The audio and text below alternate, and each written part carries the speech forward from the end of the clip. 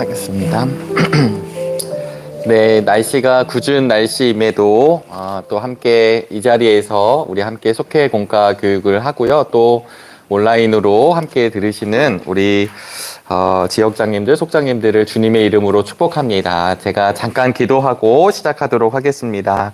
하나님, 우리 정릉교회 속회들마다 모이는 은혜, 나누는 은혜, 하나님께서 부어주시는 그 은총을 누리게 하여 주시옵소서. 이 땅을 살아갈 때 때로는 힘들고 외롭고 어려울 때가 있습니다. 그러할 때마다 하나님 홀로 신앙생활 하는 것 아니라 주님께서 붙여주시고 함께하게 하신 믿음의 동역자들과 전진케 하여 주시옵소서. 사순절기를 보내고 있습니다. 우리의 걸음이 날마다 주님께로 다가가는 믿음의 시간 되길 원하며 예수 그리스도의 이름으로 기도하옵나이다. 아멘. 네, 여러분, 세 번째 시간인데요. 네, 오늘은 국아이고요. 먼저 이야기를 하기 전에 이번 주에 속회 날이 있습니다. 우리 지역장님들하고 지난주 우리 속회 그 민속놀이, 네, 저에게는 이제 문화적 충격의 날이었고, 부부가 제기차기 연습을 잘해서 내년도에는 좋은 성적을 내자 이렇게 좀 생각을 했었는데 참 행복했었습니다. 끝나고 우리 지역장님들이 잠깐 모이셨는데요. 돌아오는 주일이 속회의 날입니다. 우리 1월 달에 모인 것처럼 전체가 모이지는 않고 1시부터 이제 각 정해진 장소 혹은 뭐 목사님 말씀 주셨지만 우리는 부득이하게 주일에 못 모이는 팀들은 평일에 모이시면 되겠습니다. 그래서 우리가 지금 이번 주 속회는 진행이 되고 우리 주일날 속회는 국아가 되는 것입니다. 우리가 지난주 8과를 했거든요. 그래서 8과를 지금 주간에 하시는 거고 주일날이 이제 스타트가 되는 것이니까 주일날 속회를 모이시고 그래도 우리는 뭐 또 모일 거야. 지금 제가 보니까 저희가 한동안 처음에 못 모여서 속회를 계속 하시는 분들도 계십니다. 어쨌든 이제 우리는 그 날짜 순서에 따라서 9과를 주일날 속회의 날 진행해 주시면 되겠고요. 우리 지역장님들이 지역별로 지난번 했던 장소에 대한 안내 다시 한번 하는데 뭐 특별하게 문제가 없으면 그 장소를 사용해 주시면 되는데 그날 아마 몇 팀은 좀 우리는 이렇게 아가페 조금 올라가고 싶지 않다 이런 팀들도 있으셨습니다. 그래서 금요일까지 우리 지역장님들을 통해 파악을 하면 토요일날 저희가 세팅을 하고 주일날은 개시가 되고 그 전에 우리 속장님들을 통해서는 장소를 다시 한번 토요일날 이렇게 정확하게 공지가 될 수 있도록 하겠습니다.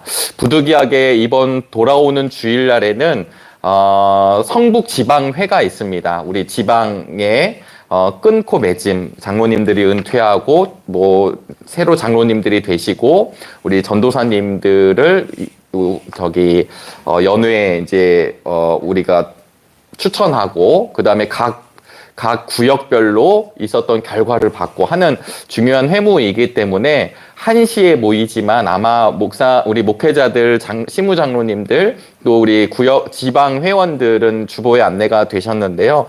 이런 분들은 1시 40분에 출발할 예정입니다. 그래서 조금은 어수선할 수 있지만 그래도 그 외 나머지 속회들, 중간에 우리 권사님들이 좀 한두 분 빠지신다고 하더라도 속회가 잘 진행될 수 있도록 우리 함께 협력해 주시면 감사하겠습니다. 또 아울러 우리 속회별로 지금 모이실 때마다 특별히 지금 우리 유초등부 선생님들도 지금 준비하고 계시더라고요. 그래서 돌아오는 토요일 주일 새봄 성경학교 우리 1학년부터 6학년 우리 저희 집에는 2명이나 보내야 되는 상황입니다. 그래서 우리 어린이들이 교회에서 새봄 성경학교를 하는데 우리 속회에서 특별히 이 새봄 성경학교를 위해서도 기도해 주시면 감사하겠습니다. 오늘 저희가 속회공과는 국아가 되겠고요.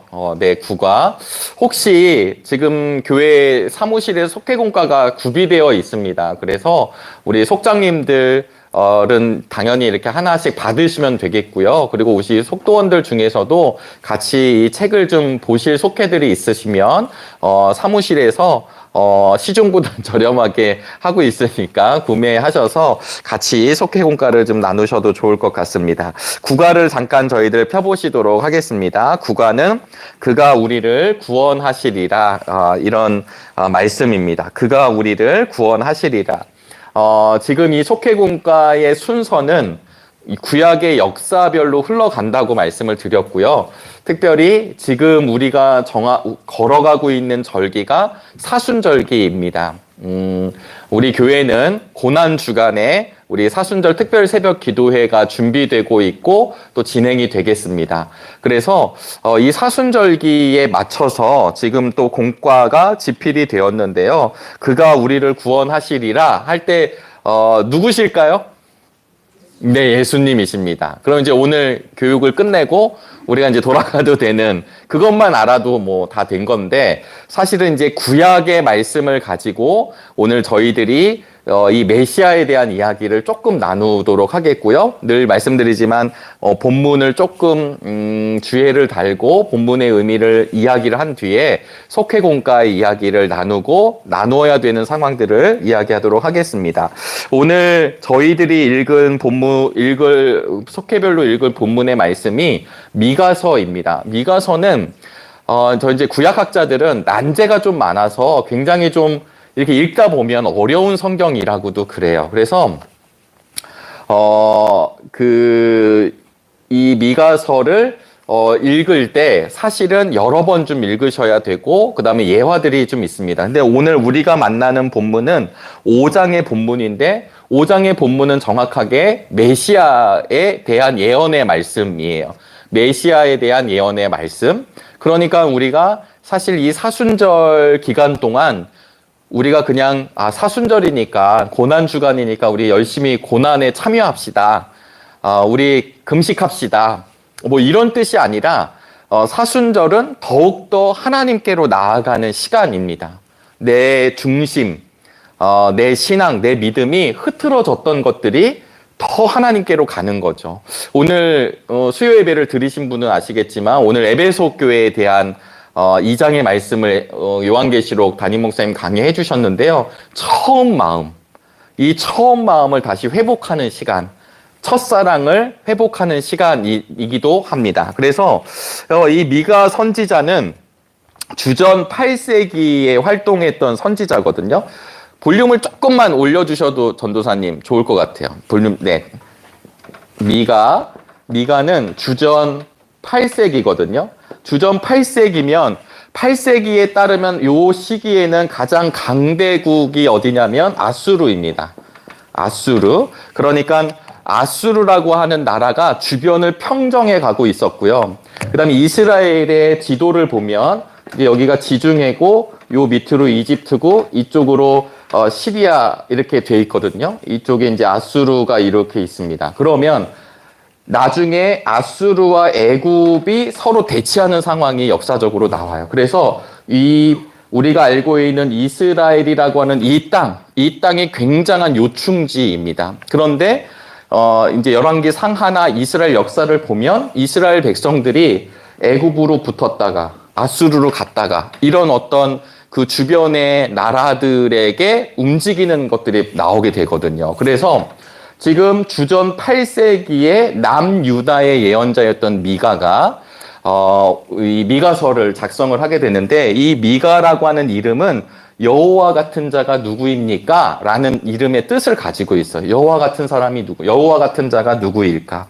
그래서 이 당시 주전 8세기에 남유다의 왕은 누가 있냐면요. 우리 1장 1절에 보시면 등장을 하게 되거든요. 우리 미가서 1장 1절. 우리 성경을 갖고 오신 우리 속회 리더들은 함께 보실까요? 미가서 1장 1절에 보면 유다의 왕들, 네, 제가 개역 개정으로 읽었고요. 새 번역으로 읽으면 이것은 주님께서 사마리아와 예루살렘이 어찌 될 것인지를 모레셋 사람 미가에게 보여주시면서 하신 말씀이다. 때는 유다의 왕 요담과 아하스와 히스기야가 대를 이어가면서 유다를 다스리던 기간이다. 이게 이제 주전 8세기에 3명의 왕 기간 동안 이 미가가 활동을 했습니다. 근데 지금 1절에서 나오는 것처럼 미가가 살고 있었던 곳이 어디냐면 모레셋이거든요.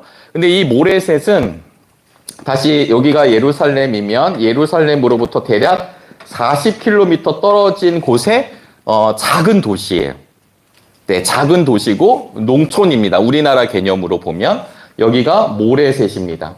이 모레셋에 아모스와 같이 굉장히 큰 도시의 리더가 나온 게 아니고 아주 작은 도시에 지금 이 미가를 하나님이 부르신 거죠. 근데 이게 중요한 이유는 뭐냐면 이 모레셋이라고 하는 지역에는 농부들이 많습니다.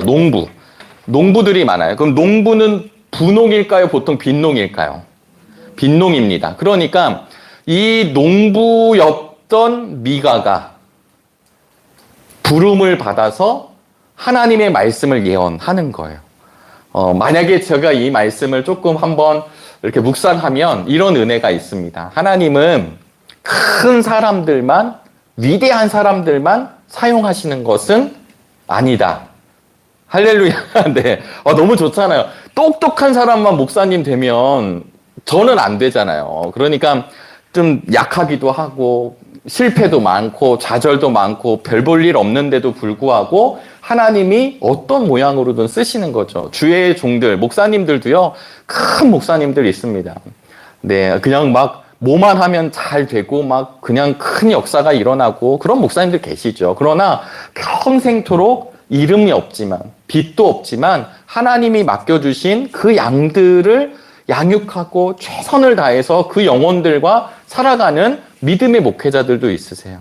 선교사님들은 어떠실까요? 선교사님들도 누가 거기 간다고 칭찬하는 건 아닌데 거기에 가 있는 거죠. 마찬가지로 저는 이 미가서에 우리는 5장이지만 1장에 이 농촌 지역이고 농부였던 이 미가를 하나님이 사용하시는 것이죠. 그러면 이 농부라는 말로 벌써 이제 사실은 유추가 좀 되는 겁니다. 미가서에 대한 유추가. 그게 뭐냐면 농부들 당시에는 가난한 사람들이죠. 그러니까 이 미가서는 철저하게 농부로 삶을 살아온 미가에게 하나님이 말씀하시는 거예요. 근데 그런 미가에게 무엇이 보이냐면 너무 부자들이 보이는 거죠.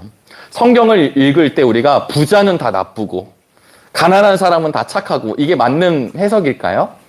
그렇지 않습니다. 가난한데 더 강팍하신 분들도 계실 수 있죠. 부하지만 부한 것 자체를 내 능력으로 이야기하지 않고 하나님의 은혜를 이야기하는 분들도 계십니다. 근데 이 농부들은 너무 가난했는데요. 이 당시 지배 계층 혹은 종교 계층은 너무 부했습니다. 그래서 이 미가를 통해서 하나님이 결국은 보여주신 것이 무엇이냐면 이 남유다의 경제적인 부패 상을 보여주세요. 지금 우리 대한민국에는 경제적 부패가 있나요, 없나요? 있겠죠. 있습니다. 분명히 있습니다.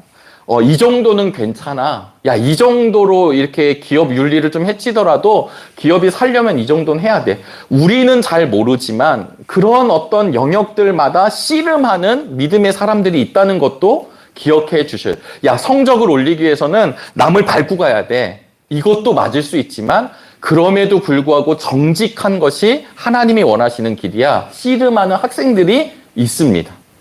그러니까 이 부패상을 보여주었는데 그 당시에 가장 부패한 게 결국은 무엇이었냐면 이 당시 주전 8세기에 남유다, 하여튼 북이스라엘도 그랬지만 남유다에서는 하나님께 예배를 드리고 제사를 드리는 게 빈번하면 잘하는 거라 생각을 했습니다. 다시 표현하면 자주 하는 거, 매일 하는 거, 그 다음 빠지지 않는 것, 이것이 척도라고 여기는데 이것을 할 때마다 우리는 지금 이제 그냥 와서 예배를 드리지만 그 당시에 제사를 드릴 때는 제사를 드리면 뭘 잡아야 되나요? 재물을 잡아야죠. 그럼 재물은 그냥 땅 파면 나오는 게 아니잖아요. 결국 돈이 왔다 갔다 한다는 얘기입니다. 그러면 누가 이 제사를 드리면 드릴수록 예배를 드리면 드릴수록 이 사람들이 이 사람은 경건한 그룹이 되는데 그 이면에는 그것을 파는 상인들, 그것을 주관하는 제사장들, 공의회 쪽 제사장들, 그 다음에 재판관들, 그 다음에 선지자 그룹들, 이런 그룹들이 이 예배를 드리고 제사를 드리면서 부정한 부패들에 대한 실상이 미가를 통해 폭로가 되는 것입니다. 그래서 미가서를 저는 이렇게 제목을 좀 붙여보고 싶어요. 돈이 중심이 된 시대. 뭐 어느 시대나 그렇지만 특별히 농부였던 미가를 통해서는 이걸 더 보여주고 있습니다. 그런 면에서 우리가 미가서가 1장부터 7장까지 있는데요. 구조 자체는 이 미가서의 구조는 1장부터 3장까지는 부패한 걸 얘기하는 거예요. 막 찍어내고 그 다음에 너희들 이렇게 하면 안 되고 망하고 이런 것들을 얘기하지만 4장과 5장에 가면 회복에 대한 메시지를 주십니다. 언제나 예언자들은 찍기만 하지 않고요. 그 다음에 회복의 메시지를 반드시 주십니다. 그리고 6장부터 7장 7절까지는 결국은 다시 부패한 이스라엘 비참한 최후의 날이 무엇인지 성경에서는 그 날이라고 표현을 했습니다.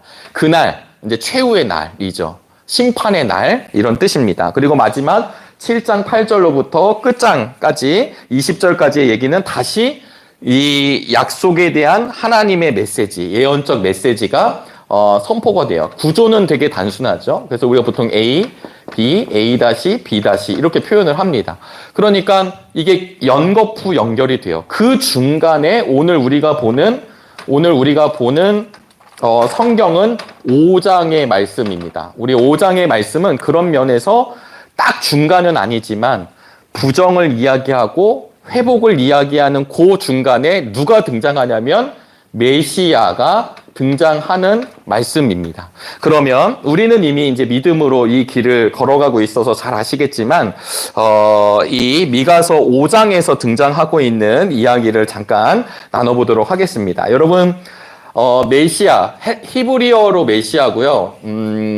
헬라어로는 이 메시아랑 똑같은 뜻이 뭘까요? 예수 그리스도. 네, 메시아라는 말과 그리스도라고 하는 말이 같은 말입니다. 이미 메시아를 해석하지 않아도 메시아 그러면 우리가 성경에서도 보았지만 이미 알고 있습니다. 오늘 이 미가서에서는 본문 우리가 2절부터 15절까지 보시는데요. 여기에서 나오는 이야기는 결국 무엇이냐면 이스라엘을 다스릴 메시아가 베들레헴에서 나온다라는 거예요. 네, 우린 이미 알고 있죠. 왜냐하면 베들레헴에서 우리 주님이 태어나셨으니까. 근데 사람들이 이 예언 시기가 지나가고 난 뒤에 예수님이 오셨어요. 이스라엘 사람들이 환영했나요? 배척했나요? 근데 처음에는 좀 환영하는 듯 했으나 종국에는 배척을 했고요. 배척했기 때문에 십자가로 가시는 것입니다. 십자가의 죄목은 무엇이냐면 우리가 이제 사순절 가면 더 보시겠지만 십자가의 죄목은 저가 하나님의 이름을 더럽혔다는 거예요. 저가 신이라고 했기 때문이에요. 그러니까 하나님의 이름을 더럽힌 사람으로 이 종교적 법이 들어가기 시작을 합니다. 그런데 이 성경은 무엇을 이야기하냐면 왜 이스라엘을 다스릴 자가 베들레헴에서 나오시게 되는데 이걸 배척하게 되는가? 그거의 가장 핵심은 오늘 우리가 읽을 미가서에서 핵심은 이런 겁니다. 이스라엘 사람들이 어떤 메시아를 원했을까요? 지금도 유대인들이 원하는 메시아, 어떤 왕과 같은 메시아를 원할까요? 다윗 왕과 같은, 이스라엘은 지금도 다윗 왕과 같은 메시아가 우리에게 올 것이라고 하는 믿음을 가지고 있습니다. 유대인들과 그리스도인들의 차이점은 무엇이냐면 우리는 우리를 구원하신 메시아가 이 땅에 오셨고 다시 오실 주님을 기다리는 사람들이 그리스도인들이고요. 유대인들은 예수를 예언자로는 인정을 할 수는 있으나 그 예수님이 구원자는 아니라는 거예요. 구원자는 그런 모습으로 올 수 없다라는 거예요. 어떻게 구원자가 십자가에 달려 죽냐라는 거죠. 그러니까 본인들은 다윗 왕과 같은 위대한 성군과 같이 와서 지금 저 팔레스틴의 분쟁을 종식시키고 이스라엘이 이 세계 열방에서 우뚝 서고 그리고 다 다스리는 이런 강력한 왕을 생각하는 거죠. 근데 구약에서의 예언자들은 이런 강력한 왕이 올 것이다 라고 얘기하지 않고 자꾸 이사야, 우리가 아시겠지만 이사야를 통한 우리 주님에 대한 예언은 다 그런 예언이 아니에요. 고난받는 종에 대한 이야기가 등장합니다. 왜 그러냐면 이스라엘 사람들이 아수르라고 하는 나라, 북이스라엘은 망하지만 누군가에게 침략을 당하고 망하잖아요. 결국은 남유다는 누구에게 망하냐면 바벨론에게 망합니다. 망할 때 우리 망하나 보다. 자, 망했으니까 우리 이제 바벨론 갑시다. 이런 사람이 없고 다 울부짖고 다 그냥 괴로워하고 그다음에 바벨론 유수기 포로기를 가면서도 그곳에서 잘 먹고 잘 살고 한 사람도 있겠지만 대부분은 바벨론 강가에서 울면서 예루살렘을 바라봤던 게 이스라엘 사람들이에요. 그때 그들이 고백하고 얘기했던 건 무엇이냐면 빨리 우리를 건져주시길 원하는 거예요. 여러분, 우리도 그렇지 않나요? 우리가 속회를 할 때마다 어렵고 힘든 이야기를 나누면 어렵고 힘든 이야기를 한다는 것은 하나님 빨리 육신의 질병으로부터 좀 우리가 해방되길 원하고 혹시 자녀와의 갈등과 관계의 문제가 있으면 이게 풀리길 원하고 우리 경제적인 그러니까 어떤 이런 것들이 막혀 있으면 하나님 풀려서 하나님 정말 우리의 삶이 너무 피곤치 않기를 원하는 게 우리들의 당연한 마음이잖아요. 그런데 이런 메시아에 대한 생각이 각자의 욕망대로 이루어진다는 거예요. 오늘 우리가 미가서를 보면서의 사실은 질문입니다. 그러니까 미가서 5장에서 약속하신 예수님, 약속하신 메시아가 이 땅에 오셨다라는 게 참 중요한 것이에요. 왜냐하면 그렇게 하지 않으면 내가 생각한 예수님, 내가 생각한 메시아인데 이 메시아 상이 다를 수 있다라는 거죠. 이해가 되셨나요? 이스라엘 백성들은 우리를 정치적으로 해방할 메시아를 기다렸는데 진짜 메시아이신 예수님이 오셨을 때 부정한다는 거예요. 아니야.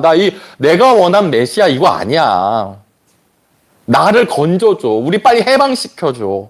이 부분에 대해서 복음서와 사도행전을 연결해서 보시면 제자들이 끝까지 부활하신 예수님 승천하시기 전에 그때도 이스라엘의 회복이 이때입니까? 사도행전 1장에 보시면 그 얘기가 나와요. 그때 예수님이 내 그때를 알지 못하고 오직 성령에 충만한 이야기를 하죠. 그래서 복음의 증인이 되라 라고 하는 말씀이 사도행전 서두에 나오면서 사도행전이 시작이 됩니다.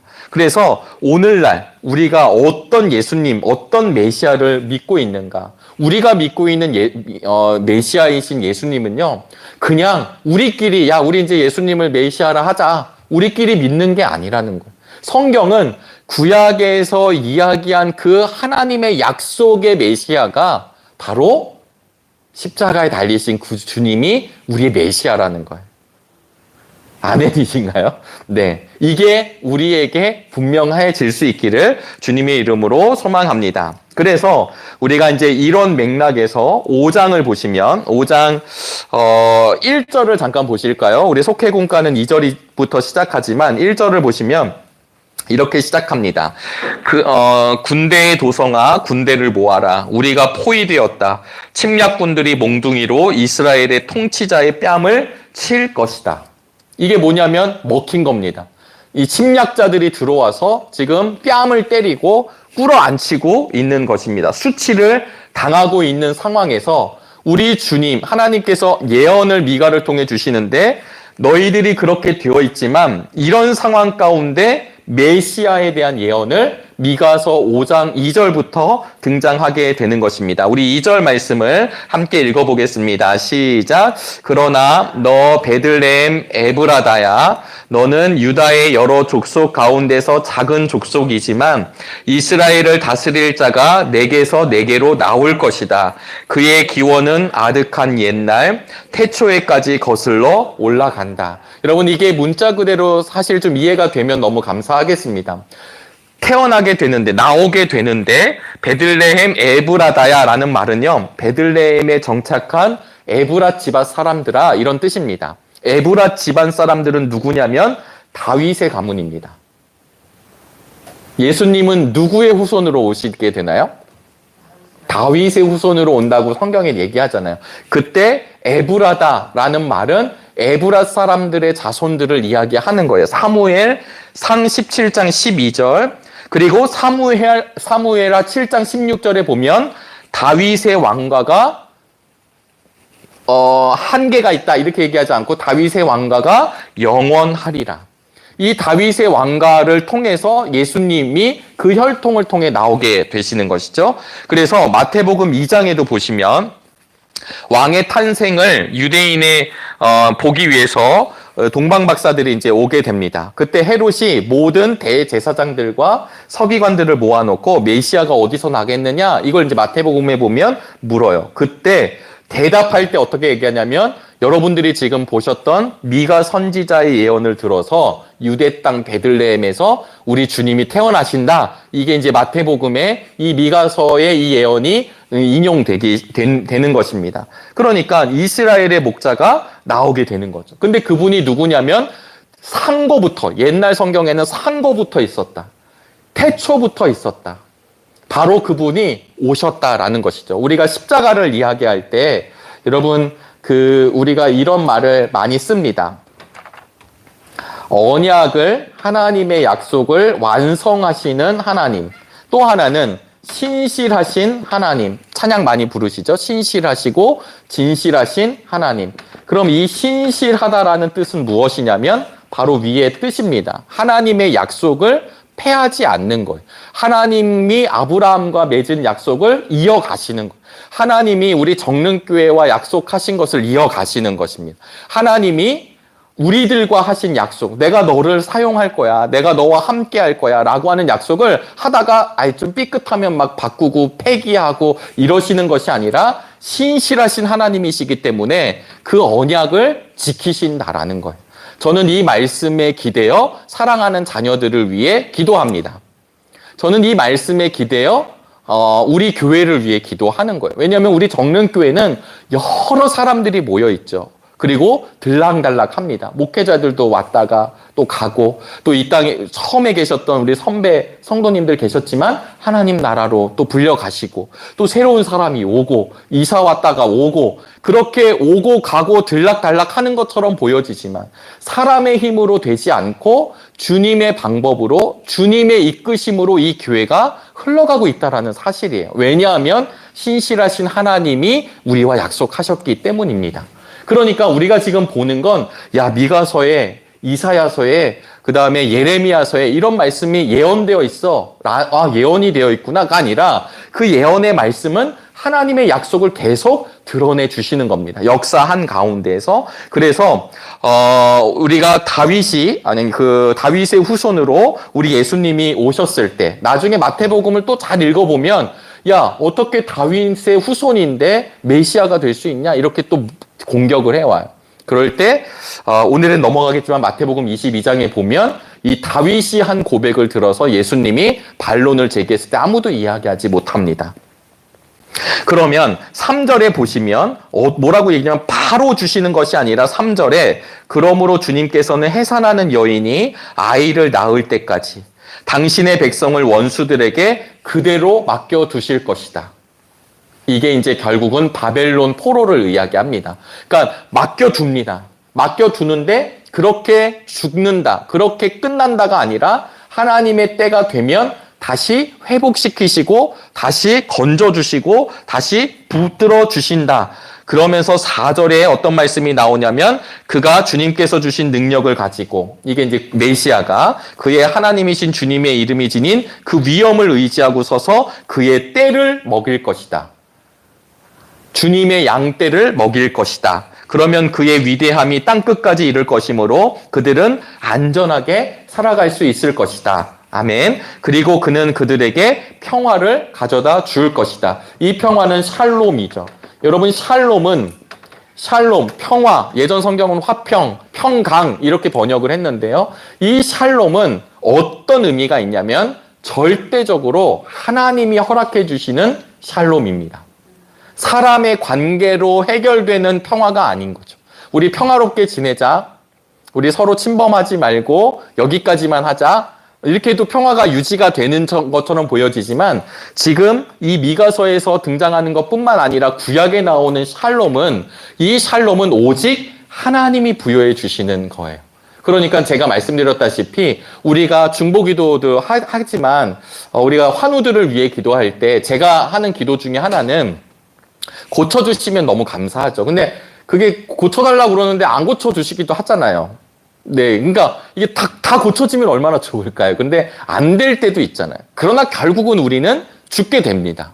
근데 그것보다 그런 기도를 하면서도 우리가 동일하게 가는 기도 중에 하나는 하나님, 우리들의 마음 가운데 하나님의 샬롬을 우리 환우들이 경험하게 해달라고. 왜냐하면 아픔이 찾아오면 누구도 태어나지 못하거든요. 아픔이 오면 순간적으로 당황하고, 왜냐하면 죽음에 대한 공포가 우리에게 있기 때문에 그렇습니다. 어느 누구도 태어나게 좀 죽어볼까 이런 사람은 없습니다. 위기가 오면 다 허둥대고 당황하고 무서워지고, 그랬을 때 들어오는 그 근심과 두려움의 영역은 내가 쫓아낸다고 되는 영역이 아니라 하나님이 허락해 주셔야 그 평화가 온다라는 거죠. 그것을 간구할 수 있기를 간절히 바랍니다. 혹시 우리 속도원들 중에 이런 일로 너무 괴롭습니다. 이런 일로 너무 불행합니다. 너무 아픕니다. 이랬을 때 우리가 그 문제를 누구도 해결할 수 없잖아요. 목회자들이 탈진하는 것 중에 하나가 기도를 해요.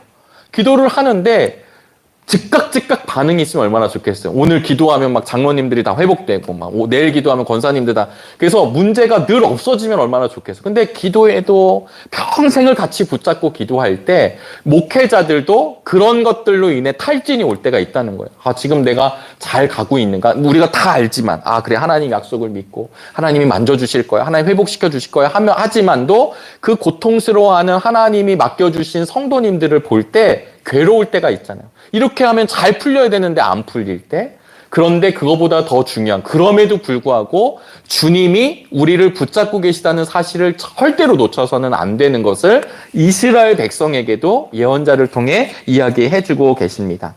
이사야서 7장 14절에서도 보라, 처녀가 잉태하여 아들을 낳으리니 그 이름을 임마누엘이라 하라. 이제 처녀를 통해 우리와 함께 하시는 그분이 오시게 된다는 것을 이야기합니다. 그러니까 이 이야기, 지금 우리가 5장 3절 4절의 이야기는 지금 당장 중요한 부분을 잠깐 3절 지금 4절 지금 잘 들어보셨잖아요. 잠시 내가 내버려 두겠다. 해산하는 여인이 고통이 있는 것처럼, 해산하는 여인이 시간이 있는 것처럼 내가 일단은 그냥 내버려 두겠다. 그럼 이 얘기는 죽게 내버려 둔다는 건가요? 나중에 결단코 내가 회복시키겠다는 건가요? 결단코 회복시키신다는 얘기죠. 그러니까 지금 요 3, 4절의 내용은 이루어질 이야기입니다. 이것을 저희들이 이제 학교를 다닐 때는 하늘의 언어라고도 표현을 해요. 그리고 얘를 하나님 나라, 그러니까 회복된 하나님 나라를 보여주는 거예요. 그런데 이스라엘 백성들이 이 3, 4절의 이 예언하는 말씀을 보면서 이들은 무엇을 바랬냐? 이제 말씀드릴게요. 지금 우리를 회복시켜 달라니까요. 지금 빨리 아수르 몰아내고 빨리 바벨론 몰아내고 우리 저 아랍으로부터 빨리 건져주시고 이거 해달라는, 이거 무슨 얘기야 라고 했다는 거예요. 근데 다시요, 3절과 4절에서는 너희들에게 하늘의 평화가 임할 거야, 이 땅에서 회복시켜 줄게요 라는 얘기가 아니라, 우리 주님이 이 땅에 오신 이야기는 이 판에서 우리를 바꾸어 주시는 이야기가 아니라 새 하늘과 새 땅, 판이 바뀌어지는 이야기입니다. 할렐루야. 네. 너무 기쁘지 않나요? 여기서 우리를 막 고쳐, 하나님이 이 땅의 삶도 붙들어 주시지만 이것을 통해서 주는 정말 메시지는 뭐냐면, 지금 예언자를 통해 주시는 하나님은 우리를 완전히 하나님의 존재로 바꿔주신다는 얘기고, 이스라엘에 있는 백성들은 우리 빨리 이거 고쳐주세요, 이거 주세요, 이런 얘기를 지금 하고 있는 게 이 미가서의 핵심입니다. 그래서 여러분, 메시아가 하시는 일이 뭘까요? 우리 주님이 이 땅에 오셔서 하신 일이 뭘까요? 좋은 말을 해주고 가신 건가요? 좋은 교훈적 이야기를 우리에게 주고 가신 건가요? 좋은 도덕적 훈계를 해주시고 가신 건가요? 야, 삶은 이렇게 살면 좀 아름답더라, 좀 좋은, 우리가 생각하지 못했던 좋은 고차원적인 이야기를 주고 가신 건가요? 우리 주님은 그런 분이 아니라 우리를 땅에서 살아가는 우리로 하여금 위의 것을 바라보게 만들어 주신 분이 바로 우리 예수님이시라는 것을 바울이 나중에 골로새서 3장 2절에 고백하는 거죠. 다시 표현하면 이 땅의 삶의 문제를 해결하고 이 땅에서 잘 먹고 잘 사는 것으로 끝나는 문제가 아니라 우리의 영혼과 우리의 존재가 하나님께 붙들림 받는 것, 그것을 죄에서 구원하였다라고 표현합니다. 죄로부터의 구원. 죄로부터의 구원은 이 죄의 문제가 말세가 되면 죄의 경각심이 더 약해집니다. 제가 군대를 갔을 때 군대 남자니까 군대에 갔다 왔는데요. 군대에 갔을 때 제가 이제 2001년 군번이거든요. 2001년 군번인데 제가 군대를 갔다가 그래서 저는 2002년에 그 감흥이 없는 사람 중에 한 사람입니다. 왜냐하면 이등병이었거든요. 그래서 TV를 봐도 뭐 저 뒤에서 뭐 보일랑 말랑 이런 거고 물뜨기 바빴고, 그러니까 별로 저는 이제 2002 월드컵이 군 안에 있었기 때문에 그렇게 와닿진 않는데, 그때 제 이제 경험이에요. 제가 이제 휴가를 나와서 보니까, 죄송합니다, 우리 남자들 얘긴데요.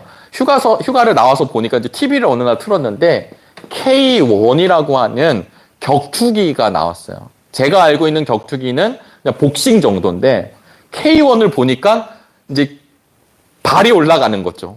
근데 막 그 장면을 보면 이렇게 하이킥. 네, 죄송합니다. 여기 우리 황종익 권사님밖에 남자분이 안 계신데 발을 높이 차가지고 킥복싱 하듯이 이 머리를 때리면 사람이 순간 기절을 하잖아요. 너무 잔인한 거예요. 막 이렇게 코피가 터지고 막 이렇게 터지고, 그 당시 효도르라고 하는 러시아 사람이 최강, 인류 최강이다 이랬었습니다. 링에서 싸웠습니다. 근데 시간이 갔어요. 그 처음 봤을 때마다 야, 저런 걸, 야, 너무 폭력적이다. 저게 스포츠인가? 이렇게 생각했는데 가면 갈수록 옥타곤이 생기고 더 글러브가 더 얇아지고, 그 다음에 물론 다 운동 경기니까 뭐 뒤통수를 때리면 안 되고 급소를 때리면 안 되는 거에 대한 그거는 있지만, 여러분 아시겠지만 그 맨주먹으로 막 날리잖아요. 근데 사람이 참 신기한 게, 보다 보니까 그게 잔인하게 느껴지지 않고, 그 타격의 묘미? 네, 사람이 쓰러지는 그 어떤 느낌? 그리고 관중들이 막 환호를 지르고 막 이런 거 있잖아요. 제가 그때 뭘 느꼈냐면, 무뎌지는구나. 잔인함이나, 그러니까 제가 그 스포츠를 뭐라고 하는 것은 아닙니다. 근데 처음에는 저렇게만 이만한 복싱 글러브만 때려도 이게 좀 그런데 나중에는 이게 이렇게 되고, 지금 유튜브 한번 틀어보실래요? 맨주먹으로 서로 싸우는 영상 엄청 많습니다. 학교 가서 애들이 이제 사진 찍는 거예요. 내가 오늘 정릉교회 내가 박살내러 정릉짱 나와. 그래서 영상을 찍어서 그걸 하는 거. 폭력 조직들이 폭력 조직 아이들이 더 까부는 애들을 이렇게 하는 거. 이게 우리들은 안 보지만 젊은 아이들, 청소년들은 막 이런 거 보는 거죠. 그래서 내가 조금 싸움한다 하면 뭐 어디로 나와라, 이런 유튜버 세계들이니까요. 근데 그런 걸 보면 나중에 이게 때리는 것만으로 끝날까요?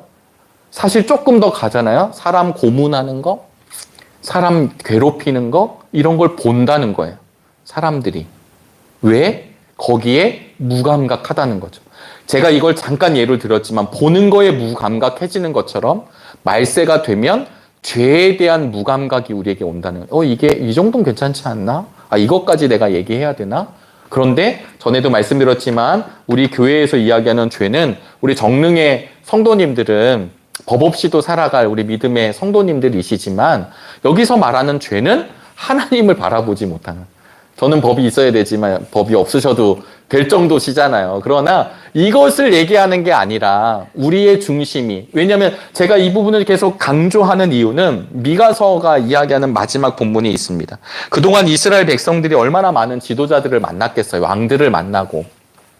근데 그리고 그런 지도자들 뿐만 아니라 예수님 시대에도 내가 그리스도라고 하는 사람들이 얼마나 많았는지를, 이 시대에 예수가 우리 대한민국에만 200 몇 명 있다고 그래요. 내가 예수라고 하는 사람들, 내가 하나님이라고 하는 사람들, 이런 사람이 우리 막 이렇게 드러나 있지는 않지만 그런 사람 조사해보면 80년대에는 막 300명도 넘어갔대요. 다 죽었지만 그냥 그렇대요. 그러면 이제 그런 사람들 다 죽었으니까 앞으로는 없을까요? 또 나오는 거죠. 또 미혹하는 사람들이 나오고 내가 그리스도다 여기 있다. 그래서 마태복음에 보시면 그걸 믿지 말라고 하는 거죠. 이 말을 뒤집은 건 뭐냐면 정말 메시아가 누군지를 내가 알고 믿는 건 복이 되는 것입니다. 아멘인가요? 그래서 우리는 저는 뭐 이제 우린 감리교회 성도들이지만 저는 이제 사실 감리교회밖에 없는 줄 알았거든요. 그냥 처음에 감리교회, 장로교회, 침례교회 이런 거 개념이 없이 그냥 신학교도 감리교 신학대학교만 있는 줄 안 거예요. 그냥 그 교회에서 자라서 그냥 신학교 간다. 그럼 감신을 가나 보다. 이렇게 생각했지.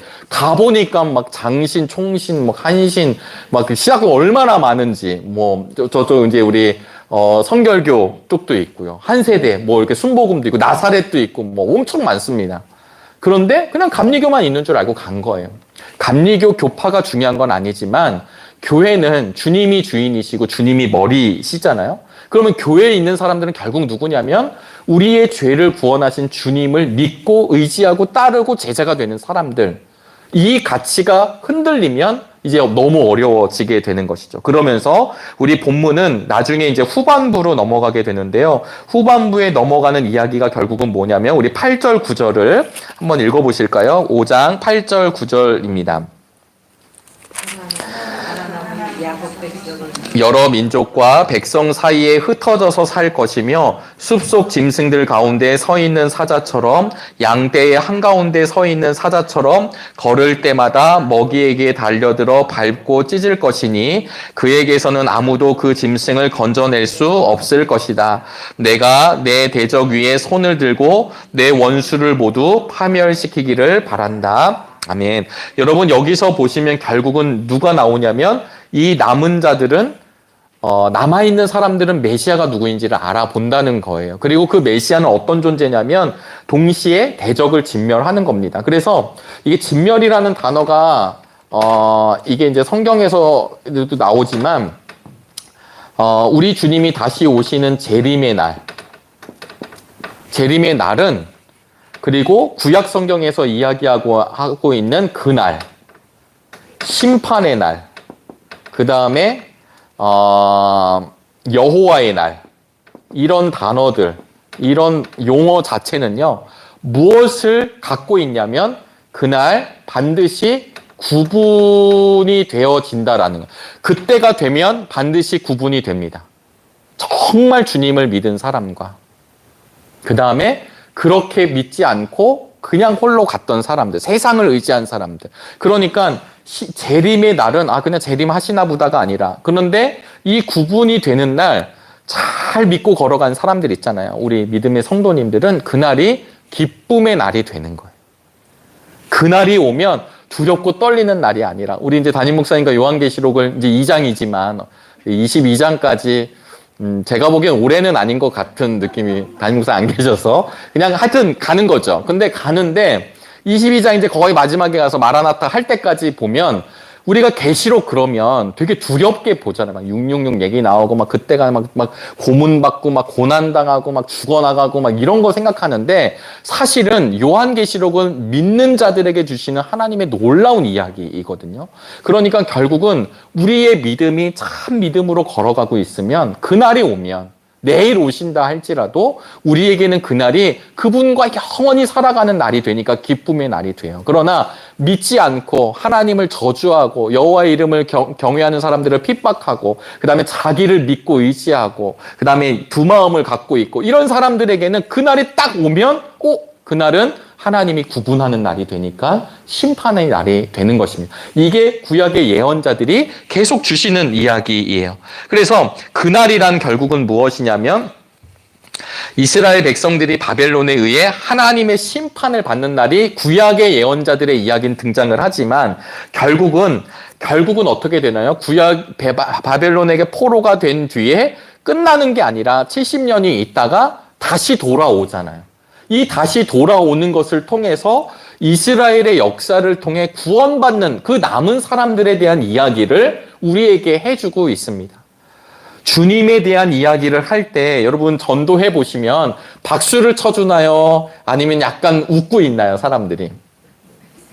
왜 이렇게 전도할 때마다 떨리는지 몰라요. 저 같은 경우는 그래요.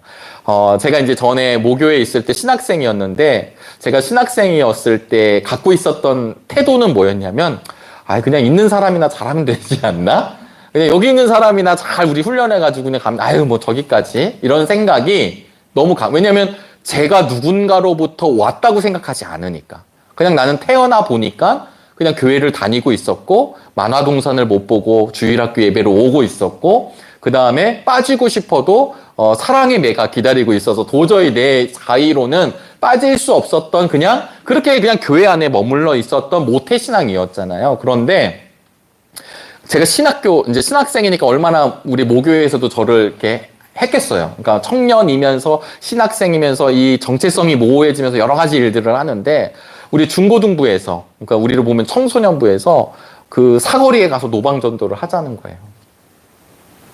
근데 신학생이 반대를 하면 될까요? 안 될까요? 그러니까 반대는 못하고, 누가 반대를 좀 했으면 좋겠다, 막 이렇게 생각하면서, 왜냐면 이제 제가 막 나가서 해야 되니까. 그리고 이제 애들을 끌고 사거리에 나가니까 동네 애들 다 만나고, 거기서 막 찬양 부르고, 그 다음에 이렇게 아이들과 함께 훈련을, 지금 보면 그게 너무 행복한 시간인데, 그때 저는 참 움츠려 드는 거죠. 왜냐하면, 혹시 내가 피해를 끼치는 거 아닐까? 이 사람들에게. 물론, 너무 과하면 안 되죠. 너무 우리가 알다시피 막 정말 예의가 없게 막 그런 아주 사람들을 모멸감을 주면서 하는 전도의 방법은 좋은 방법은 아니지만, 그 자리에서 우리 주님을 외치고, 옛날에 성탄절 캐롤도 많이 부르지 않았나요? 정릉 안 부르셨나요? 밖에서? 예. 뭐 이렇게 저 같은 경우 부천 출신에 부천역 가가지고 막 캐롤 부르고, 지금은 부르면 이상할 것 같아요. 부르는 팀이 없으니까. 근데 제 마음에 어느 날 어떤 생각이 들었냐면, 누군가가 전하는 그 한마디를 듣는 사람이 있다는 걸 알려주신 거예요. 제가 전에 사역했던 교회에서, 지금은 장로님이 되셨는데요, 대학교 때 이렇게 CCC 같은 경험을 하셨대요. 근데 이제 부인이 이렇게 약간,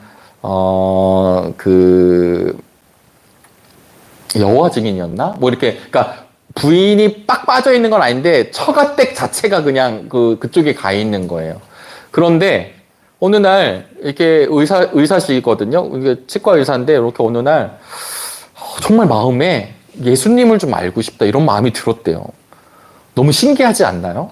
어떻게 그런 마음이 들까? 그래서 자기가 일부러 놀이터에, 이제 아빠가 아이들을 데리고 나왔대요. 나와가지고 돌아다니는 거예요. 누가 나한테 얘기만 한번 해주면 내가 가려고. 근데 2년 동안 아무도 얘기를 안 하더래요. 그분의 간증이에요. 그래서 그 장로님께서 어느 날 그 교회에 석 권사님이라는 분이 이렇게 막 좀 활달하신 권사님께서, 이렇게 젊은 아빠가 이렇게 맨날 이렇게 있어요.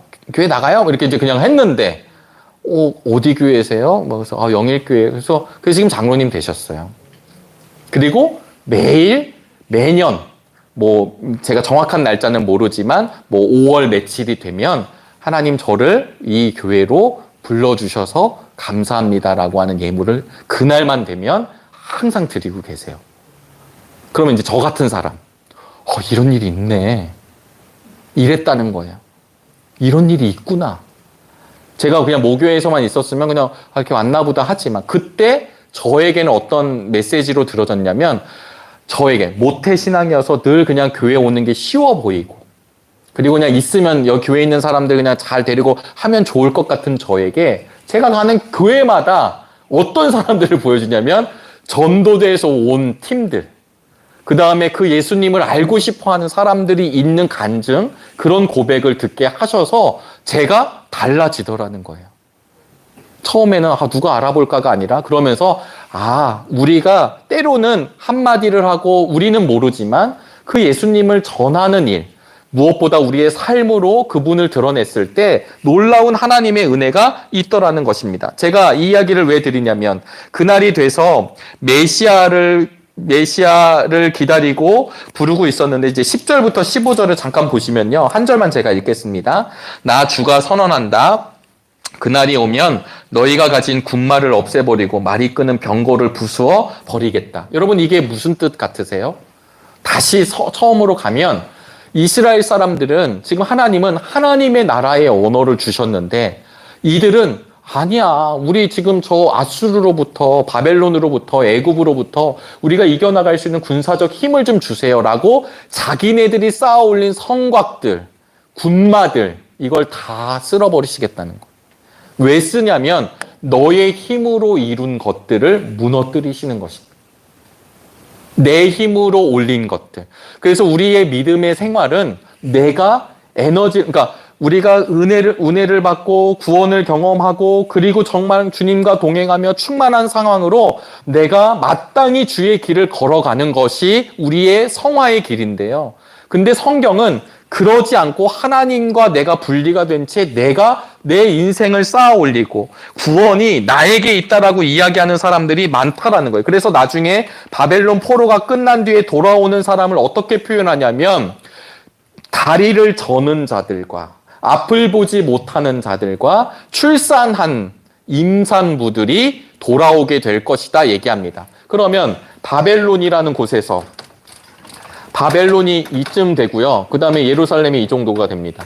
이 광활한 길을 걸어오는데 다시 말씀드리면 다리를 저는 자들과 앞을 보지 못하는 사람들과 그 다음에 출산을 앞둔 임산부 출산한 여인이 해산한 여인이 여기를 오게 될 것이다. 이게 어떤 뜻 같으세요? 내 힘으로 올 수 없는 자들을 데리고 오신다는 거예요. 저는 너무 은혜입니다. 이게 무엇이냐면 우리 주님이 건져주시는 것이죠.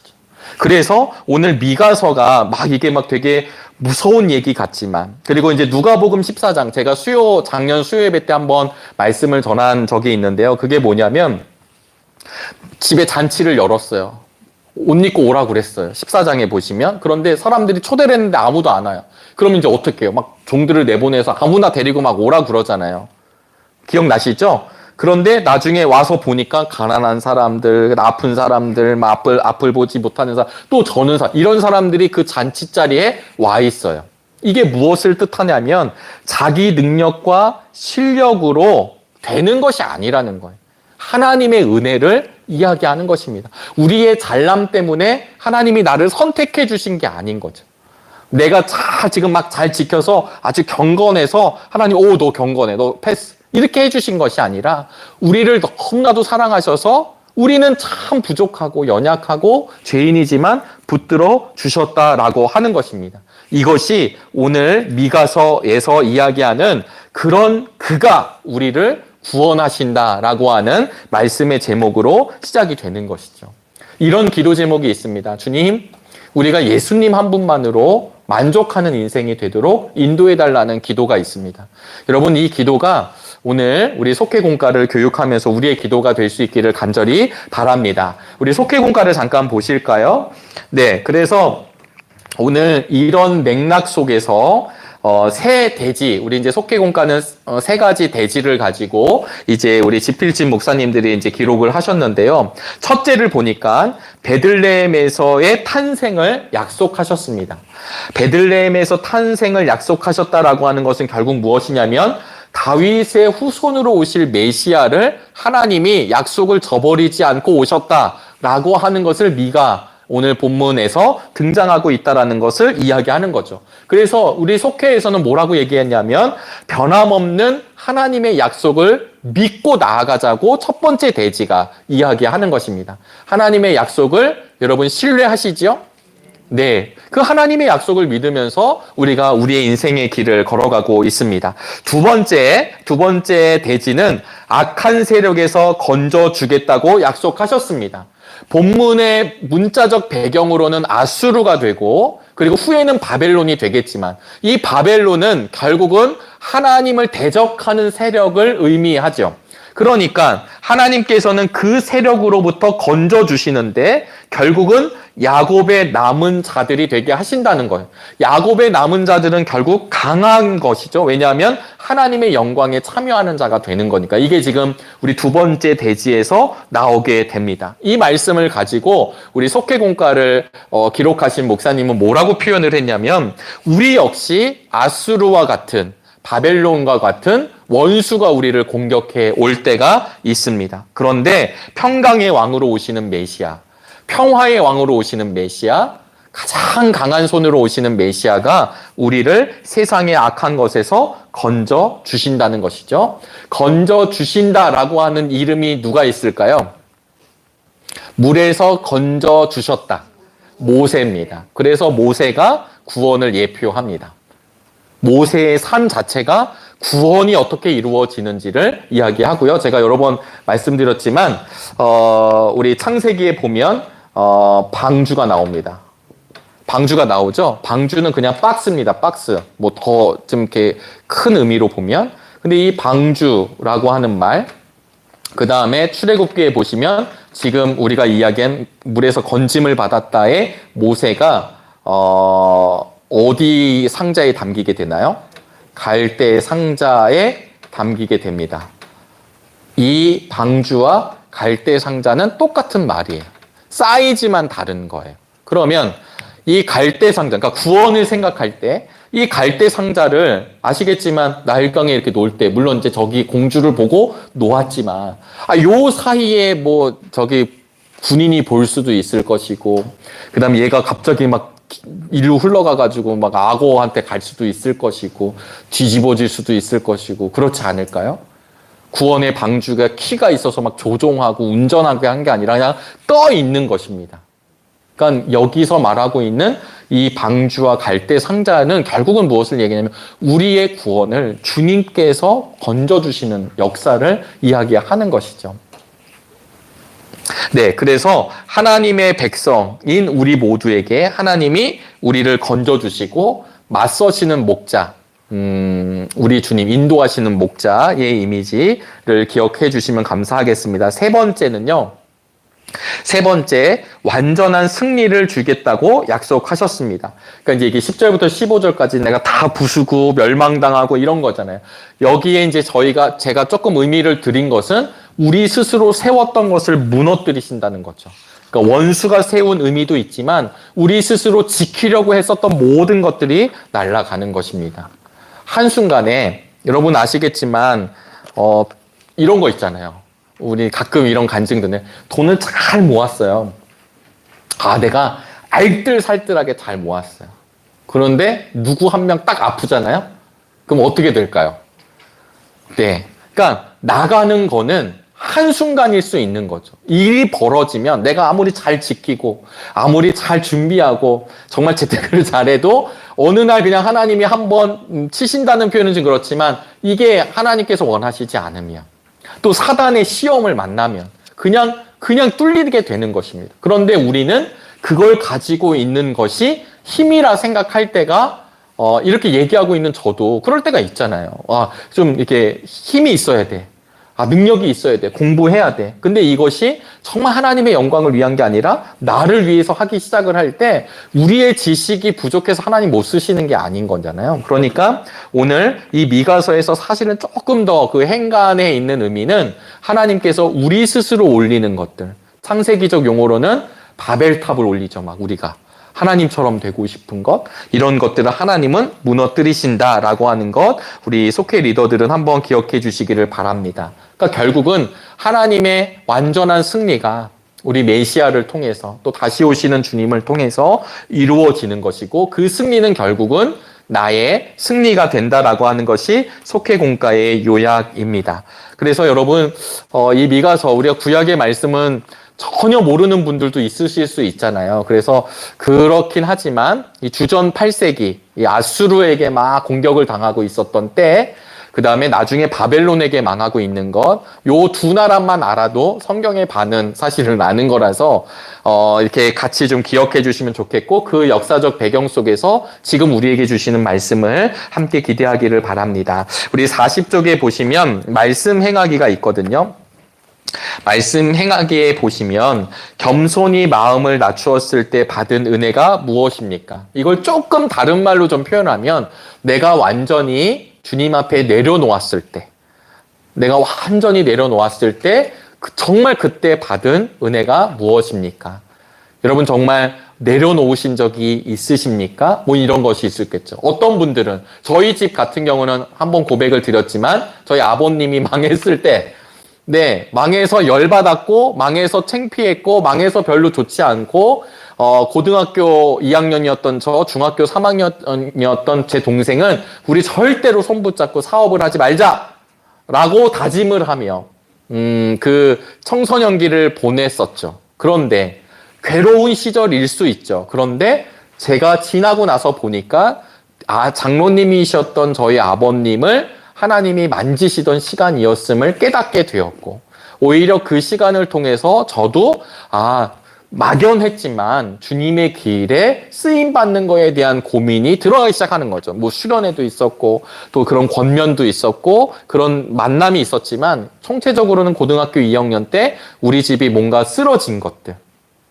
그랬었을 때, 제가 아마, 저는 그랬던 것 같아요. 그냥, 나는 그래서 악착같이 돈을 모아야 되겠다 이런 생각보다는 저는 그냥 맡겨야 되겠다 이런 생각이 저한테는 좀 더 강했던 것 같아요. 어쨌든 근데 우리 집안 저희 변준원 목사의 저희 부모님과 저희 집은 그때가 하나님께 낮아졌을 때 오히려 은혜를 받았던 시간이라고 고백합니다. 그건 저의 예지만 아마 우리 속회별로 나누어 보면 그런 고백이 있지 않을까 싶습니다.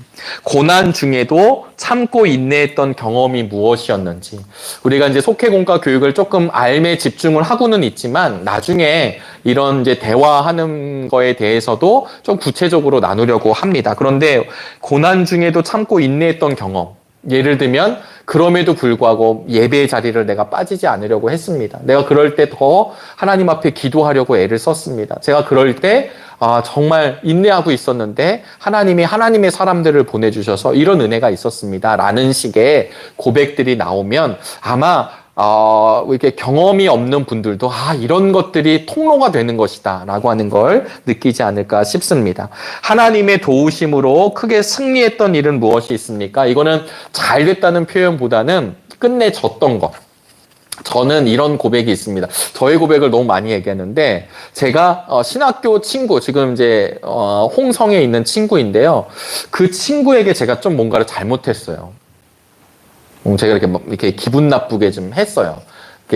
그랬는데 그 친구가 너 나한테 미안하지 않냐? 막 이런 식으로 하는 거야. 근데 제가 이미 이제 전화로 그래서 제가 뭘 미안해? 막 이렇게 머쓱하니까 괜히 이제 그걸 찍으니까 그랬는데 가는 데는 너무 불편한 거예요. 그게 마음이.